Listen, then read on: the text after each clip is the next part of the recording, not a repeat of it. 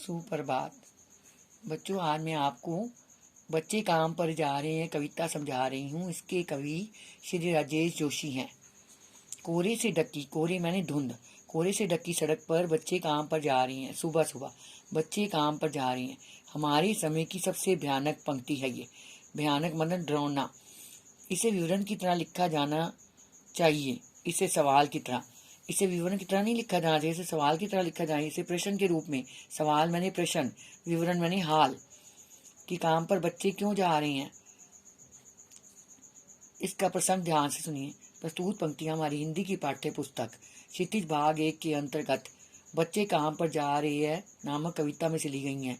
इसके कवि श्री राजेश जोशी जी हैं।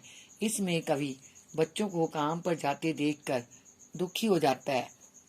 भाव: सर्दियों की धुंध से भरी सड़क पर सुबह सुबह छोटे छोटे बच्चे मेहनत मजदूरी का काम करने जा रहे हैं। हमारे समय की सबसे भयानक पंक्ति है ये। बच्चों का पढ़ाई लिखाई और खेल कूद को छोड़कर काम के लिए जाना हमारे समय की सबसे भयानक पंक्ति है। भयानक है, इसे विवरण की तरह लिखा जाना चाहिए। इसे सवाल की तरह। कवि कहता है कि इसे भयानक विवरण की तरह नहीं लिखा जाना चाहिए, बल्कि इसे एक प्रश्न के रूप में लिखा जाना चाहिए कि बच्चे इतनी छोटी आयु में काम करने के लिए क्यों जा रहे हैं। भाव यह है कि उन्हें काम पर नहीं जाना चाहिए, बच्चों की तरह ही भोला भाला जीवन जीना चाहिए। काव्य सौंदर्य: यह काव्यांश हमारे समाज की विडंबना को दर्शाता है। नंबर 2, सुबह सुबह में पुनरुक्ति प्रकाश अलंकार है। जहाँ एक ही शब्द का प्रयोग 2 बार हो, दोनों बार उनके अर्थ समान हो, तो वहाँ पुनरुक्ति प्रकाश अलंकार होता है। समय की सबसे में अनुप्रास अलंकार है। शासक की आवृत्ति हुई है। इसकी भाषा सरल और सुबोध है। इसमें चित्रात्मकता गुण विद्यमान है। ऐसे लगता है कि हमारे सामने कोई चित्र उपस्थित हो गया है। इसमें अतुकांत चंद का प्रयोग है। क्या अंतरिक्ष में गिर गई हैं सारी गेंदें, क्या दिमकों ने खा लिया है सारी रंग बिरंगी किताबों को। इसका भाव ध्यान से सुनिए। सुबह सुबह बच्चों को काम पर जाते देखकर कवि को पीड़ा हुई, उसे ठेस पहुंचती है।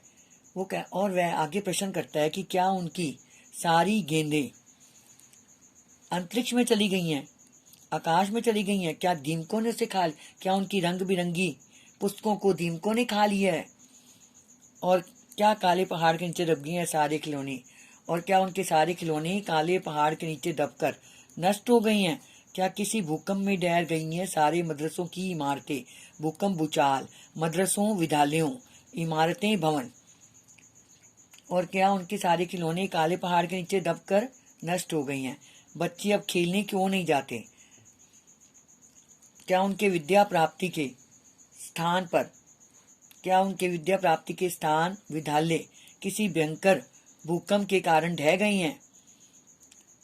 क्या खेलने के सारे मैदान, सारे बगीचे और घरों के आंगन खत्म हो गए हैं एकाएक मतलब अचानक। क्या खेलने के लिए सारे मैदान, सारे बाग बगीचे और घरों के आंगन अचानक समाप्त हो गए हैं। यदि वास्तव में ऐसा है तो दुनिया में बचा ही क्या है। यदि बच्चों का बचपन उनके पास नहीं है तो दुनिया किस लिए है। काव्य सौंदर्य: कवि को बच्चों के बचपन नष्ट हो जाने पर गहरी पीड़ा होती है। वह जानना चाहता है कि उनके खेलने की सामग्री कहाँ गई।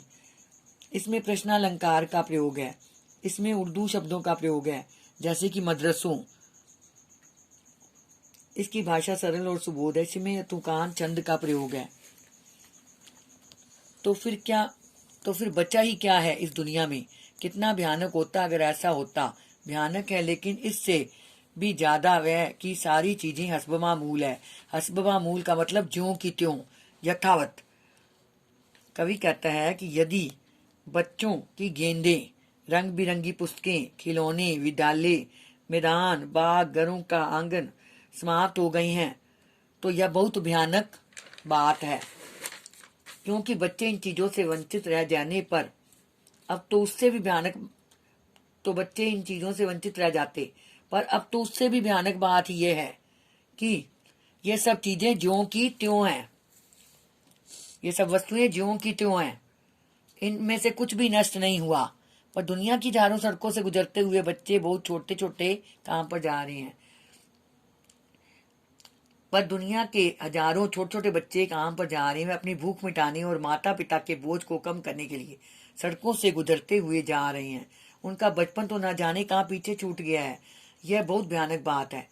इसका काव्य सौंदर्य। कवि ने छोटे छोटे बच्चों के काम पर जाने पर दुख व्यक्त किया है। नंबर 2, इसमें तद्भव शब्दों का प्रयोग के साथ विदेशी शब्दों का प्रयोग भी हुआ है। नंबर 3, छोटे छोटे में पुनरुक्ति प्रकाश अलंकार है। जहाँ एक ही शब्द का प्रयोग 2 बार हो, दोनों बार उसके अर्थ समान हो, वहाँ पुनरुक्ति प्रकाश अलंकार है। इसमें तुकांत छंद का प्रयोग है। इसकी भाषा सरल और सुबोध है।